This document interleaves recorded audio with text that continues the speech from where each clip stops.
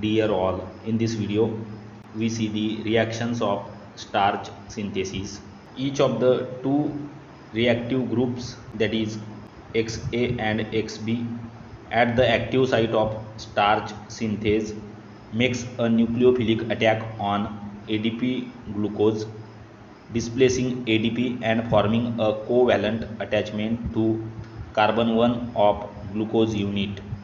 The bond holding glucose residue 1 to XA undergoes nucleophilic attack by the hydroxyl at carbon 4 of glucose residue 2 on XB, forming an alpha 1,4 disaccharide of residue 2 and 1.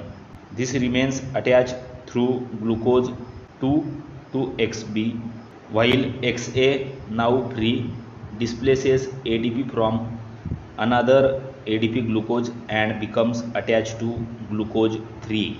The hydroxyl group at C4 of glucose 3 displaces XB from the disaccharide, forming a trisaccharide attached to XA. XB, now free, acquires glucose residue 4 from another ADP glucose.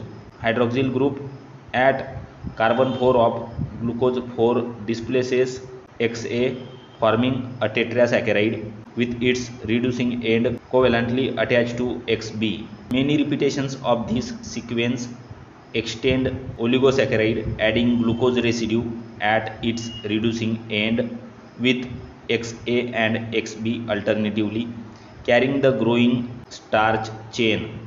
When the chain reaches an appropriate length, it is separated from starch synthase. If you like the video, share with your friends and please do subscribe our YouTube channel. Hit the bell icon to get update of latest notification from our channel. Thanks a lot.